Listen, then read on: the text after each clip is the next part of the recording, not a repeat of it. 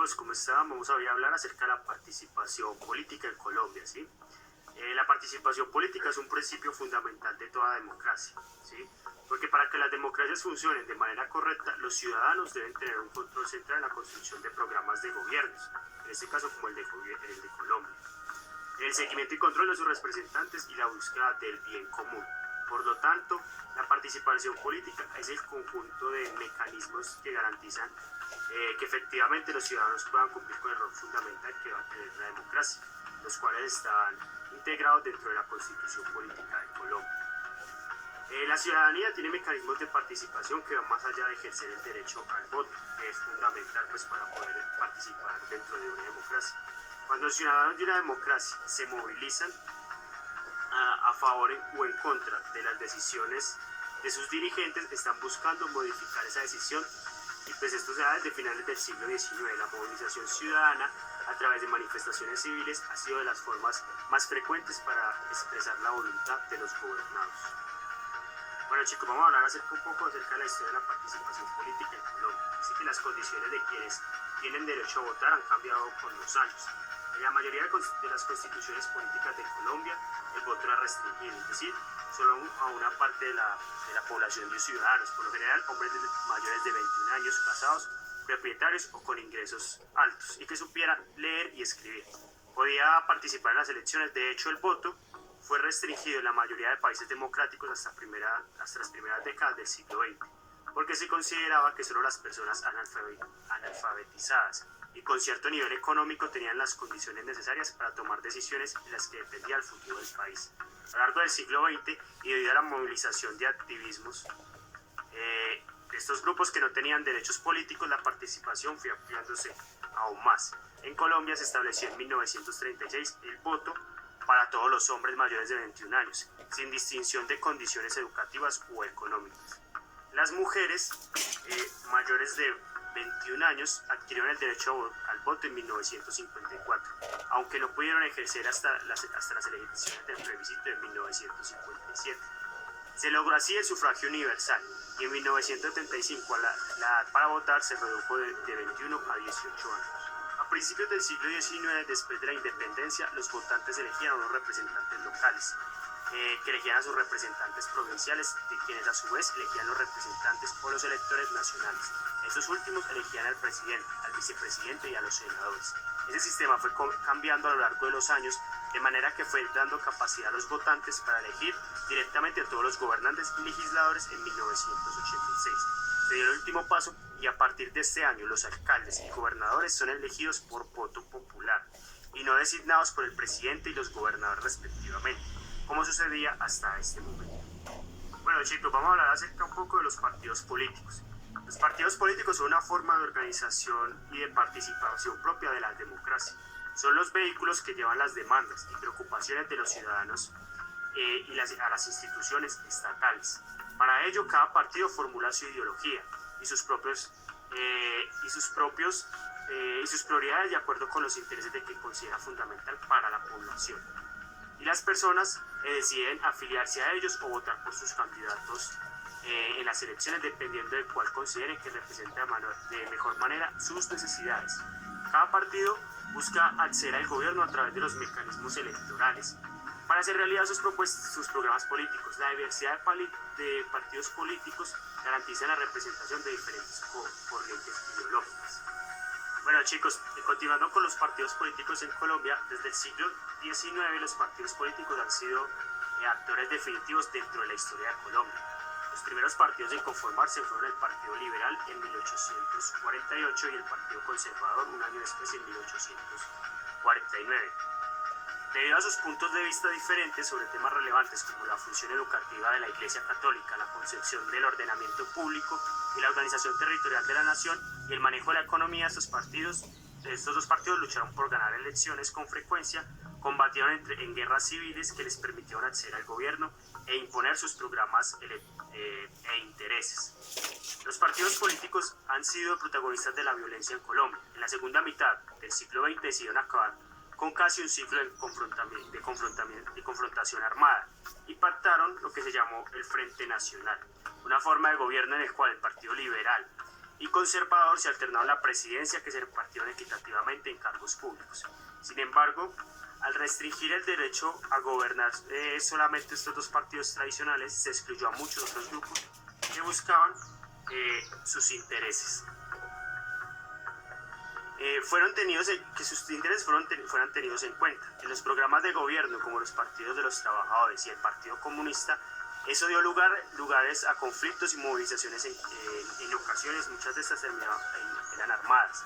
En la mayoría de los casos, estos conflictos fueron encabezados por grupos excluidos que buscaban el acceso al poder político. También fueron protagonizados por actores políticos que buscaban la representación. ¿Sí? La Constitución de 1991 facilitó el surgimiento de nuevos partidos y movimientos políticos, dando lugar a la diversidad y a la agrupación de este tipo que existe en la Colombia de la actualidad. Los partidos políticos no son la única forma de participación política que tienen los ciudadanos en Colombia. Hay diferentes agrupaciones como organizaciones no gubernamentales, que son ONGs, y movimientos étnicos y raciales, de género, religiosos, estudiantiles, centrales de trabajadores y diferentes sindicatos. Sí, también como organizaciones de víctimas del conflicto y mucho más. Todos ellos han desempeñado un papel importante de representar sus ideas e intereses frente al Estado sin constituir necesariamente partidos políticos. La existencia de esas organizaciones sociales y políticas en la actualidad se debe en parte a la apertura de la sociedad civil que se asumió gracias a la Constitución de 1991. El protagonismo de las decisiones en busca de un país equitativo y justo, así se admite, ya que no es suficiente que todos los colombianos puedan votar, sino que ahora la sociedad civil se organice y discuta y proponga alternativas para la resolución de tensiones y los problemas políticos. Antes de que surgieran las agrupaciones de la sociedad civil descritas en el párrafo anterior, la intermediación entre los ciudadanos y el Estado era exclusiva de los partidos políticos. Estos se caracterizaban porque buscaban que los ciudadanos, a que se afiliaran ellos a estas mismas ideologías y se disputaran en el acceso al poder político. En contraste, las agrupaciones de la sociedad civil se caracterizan porque son las instituciones que no hacen parte del Estado y no tienen intereses en ingresar a la pugna electoral para alcanzar poder político. Por el contrario, los miembros de muchas de estas agrupaciones con frecuencia luchan por la defensa de los derechos y la protección de la población frente al abuso de poder y actúan como interlocutores entre la ciudadanía y el Estado. A pesar de que tienen características diferentes, existe una dependencia e interrelación entre los elementos. Las asociaciones de la sociedad civil, los partidos políticos, el gobierno, por ejemplo, los partidos políticos recogen las necesidades e ideas expresadas por los ciudadanos a través de organizaciones de la sociedad civil y las convierten en propuestas programáticas que implementan o definen cuando llegan al gobierno o desde la oposición. La sociedad civil defiende los derechos de los ciudadanos ante las instituciones políticas. Finalmente, el gobierno depende del funcionamiento activo de la sociedad civil, ya que a través de ella puede conocer las demandas y necesidades de los ciudadanos. Dentro de estos movimientos, el feminismo es un movimiento social y político que tiene sus raíces en el siglo XIX. Exige principalmente el trato justo y equitativo para las mujeres. Son muchos los logros que las mujeres han alcanzado en el siglo XX, gracias a agrupaciones y movimientos feministas, por ejemplo, el acceso al voto, la posibilidad de organizarse políticamente, la adquisición de derechos de salud y productivos, el acceso a métodos de planificación familiar y anticonceptivos, el acceso al mercado laboral, el derecho a la educación, entre otros. Sin embargo, existen muchos otros aspectos que las mujeres en las que sufren discriminación y opresión, como la violencia de género y las diferencias salariales. Las organizaciones de mujeres de Colombia trabajan en búsqueda de la defensa de sus derechos en esos aspectos. En sentido similar, el activismo de grupos de diversidad de género, como son el LGTBI, ha conducido a la formación de organizaciones que defienden los derechos de estas poblaciones en contra de la discriminación. Insisten en la actualidad de temas como la posibilidad de conformar familias y el acceso equitativo al sistema de la salud y garantizar las condiciones de vida y trabajo dignas para todos. También tenemos entre estas las organizaciones estudiantiles que se han presentado en el mundo desde que la población en las universidades, colegios y liceos comenzó a crecer y manifestar hacia la primera mitad del siglo XX. Las organizaciones estudiantiles que establecen un canal de comunicación directa entre las comunidades académicas y el Estado, principalmente para movilizar las demandas de los estudiantes en Colombia. Han tenido un papel principal dentro de la defensa de la educación pública y en el apoyo de las demandas de otros sectores sociales como campesinos, trabajadores y mujeres. También tuvieron un papel importante al momento de impulsar la convocatoria de la Asamblea Nacional de Constituyente en 1991. La Constitución de 1991 abrió nuevos espacios de participación política para las minorías étnicas, religiosas de Colombia. Las organizaciones indígenas y afrodescendientes son, por ejemplo, tienen curules reservadas en el Congreso de la República con el fin de garantizar que su acceso al poder político no sea restringido por ningún tipo de discriminación. Adicionalmente, existen muchas organizaciones de grupos étnicos en Colombia que a través de movilizaciones y acciones jurídicas reclaman por el trato equitativo hacia los grupos minoritarios. Con el auge de la Internet y los dispositivos electrónicos y redes sociales, se ha facilitado que los ciudadanos alejados geográficamente puedan unirse con diferentes políticos. En estos nuevos medios se han creado comunidades que buscan mejores en las condiciones de vida de diversos grupos, facilitando el acceso a la información de opiniones que propicien los debates. Con frecuencia se han usado para convocar manifestaciones alrededor del mundo. Los sindicatos son organizaciones de trabajadores que generalmente están agrupadas por oficios.